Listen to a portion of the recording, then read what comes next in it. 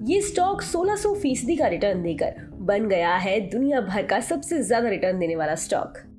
Global स्तरों पर मौद्रिक नीतियों में कड़ाई, मंदी का डर और रूस यूक्रेन की लड़ाई की मार से जूझ रहे साल 2022 में सबसे ज्यादा कमाई कराने वाले दुनिया भर के शेयरों पर नजर डालें तो इंडोनेशिया का एक माइनिंग सेक्टर का स्टॉक 1595% की रैली के साथ दुनिया का सबसे अच्छा प्रदर्शन करने वाला स्टॉक साबित हुआ है। PT एडारो मिनरल्स इंडोनेशिया के शेयर अप्रैल में शिखर से फिसलने के बाद साइडवेज कारोबार कर रहे हैं। इसके बावजूद अभी भी ये स्टॉक 2803 शेयरों वाले ब्लूमबर्ग वर्ल्ड इंडेक्स में रिटर्न के लिहाज से सबसे ऊपर नजर आ रहा है। बता दें कि इस लिस्ट में दूसरे नंबर पर टर्किश एयरलाइंस के शेयर हैं। PT एडारो के शेयर ने दूसरे नंबर पर रहने वाली टर्किश एयरलाइंस की तुलना में साल 2022 में अब तक 2 गुना से ज्यादा रिटर्न दिया है। PT एडारो ने जकार्ता में 3 जनवरी को हुई लिस्टिंग के बाद से ही तेजी दिखानी शुरू कर दी थी और जल्द ही ये शेयर आसमान चूमने लगा। इस तेजी के बाद डाउनशिफ्ट होने से पहले ये केवल 3 महीने में 100 इंडोनेशियन रुपया से बढ़कर 2990 रुपया तक पहुंच गया। 14 दिसंबर को करीब 4.5 अरब डॉलर के मार्केट कैप के साथ ये शेयर 1695 रुपया पर बंद हुआ। PT एडारो का कोर बिजनेस कोयले की ग्लोबल कीमतों से ज्यादा करीब से जुड़ा हुआ है। एनालिस्ट का मानना है कि अभी इस शेयर में और तेजी आती दिख सकती है। एनालिस्ट का कहना है कि कंपनी अपने कोल कारोबार से होने वाले अप्रत्याशित मुनाफे यानी विंडफॉल प्रॉफिट को एल्यूमिनियम और इलेक्ट्रिक व्हीकल के लिए बैटरी बनाने वाले कारोबार में लगा रही है। इससे आगे कंपनी को बड़ा फायदा होगा। इस साल सितंबर तक यानी 9 महीने में कंपनी के नेट प्रॉफिट में 482% का उछाल देखने को मिला। इस अवधि में कंपनी की औसत सेलिंग प्राइस में 2 गुना से ज्यादा की बढ़त देखने को मिली है। वहीं इसी अवधि में कंपनी की कोल बिक्री की मात्रा में 41% का उछाल देखने को मिला है।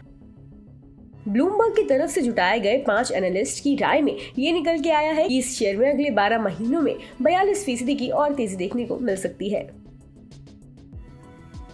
बता दें कि मनी कंट्रोल पर दिए गए विचार एक्सपर्ट्स के अपने निजी विचार होते हैं। वेबसाइट या मैनेजमेंट इसके लिए उत्तरदायी नहीं है। यूजर्स को मनी कंट्रोल की सलाह है कि कोई भी निवेश निर्णय लेने से पहले सर्टिफाइड एक्सपर्ट की सलाह लें।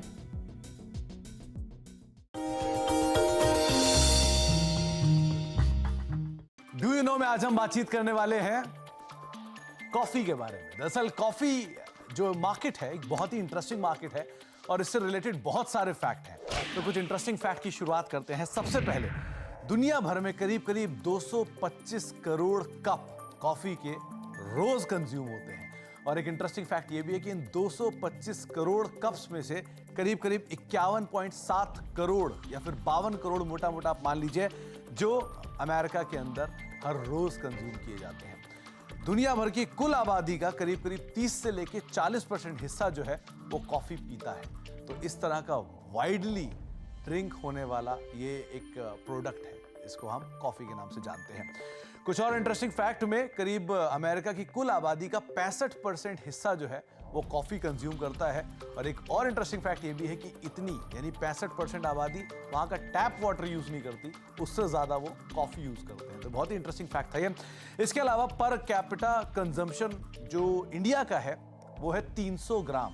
तो आप शायद ये जान के हैरान होंगे कि 300 ग्राम कॉफी पर कैपिटा में इंडिया में कंज्यूम कर ली जाती है। तो आपको एक और इंटरेस्टिंग आंकड़ा ये बता देता हूं कि एशिया का पर कैपिटा कॉफी कंजम्पशन जो है वो करीब 2 किलो है। तो उसके सामने भारत का पर कैपिटा कंजम्पशन अभी महज 300 ग्राम है।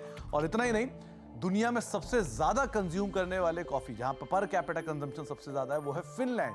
करीब 9.2 या फिर अगर कह लीजिए 10 किलो के आसपास का कॉफी कंजम्पशन पर कैपिटा है वहां पर, जिसके सामने इंडिया का पर कैपिटा कंजम्पशन महज 300 ग्राम के आसपास है। तो एक बहुत ही बड़ा स्कोप इंडियन कॉफी मार्केट के अंदर आपको जरूर दिखाई पड़ेगा। इसके अलावा भारत में करीब 99.7% कॉफी का जो प्रोडक्शन है वो महज 4 स्टेट्स के अंदर होता है, जिसमें आंध्र प्रदेश, कर्नाटका, केरला और तमिलनाडु, ये वो 4 स्टेट हैं जो भारत के कुल कॉफी प्रोडक्शन का करीब 99.7% हिस्सा प्रोड्यूस करते हैं।